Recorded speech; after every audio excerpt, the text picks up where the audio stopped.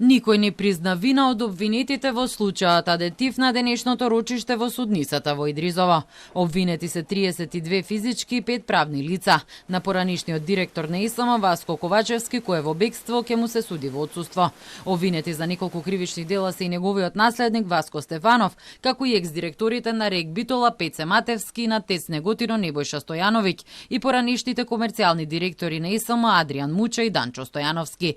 Ја злоупотребиле набавката на адетив за потребите на РЕК Битола и РЕК Осломе, на фирмата Бренко од која го добила тендерот и овозможиле да се стекне со имотна корист од 6,4 милиони евра.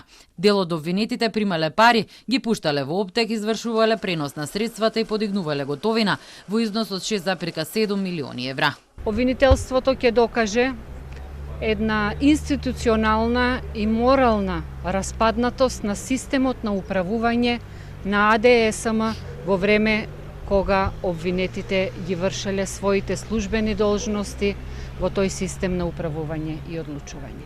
Секако ќе докажеме во секој еден дел од обвинението дека обвинетите се организирале во злосторничко здружување со цел вршење на кривичните дела.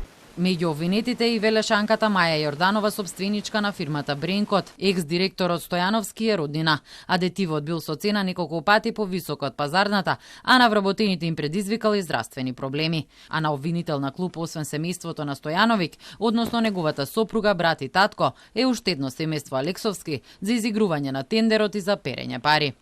Преку нивните сметки или преку правните лица кои што ги поседувале во нивна собственост, се вршени фиктивни трансакции заради прикривање на потеглото напротив правно стекнатиот имот. За друг дел од членови на семејствата, самите членови на семејствата како собственици или управители учествувале во изигрување на постапката за добивање на постапката за јавна набавка на средството адетив.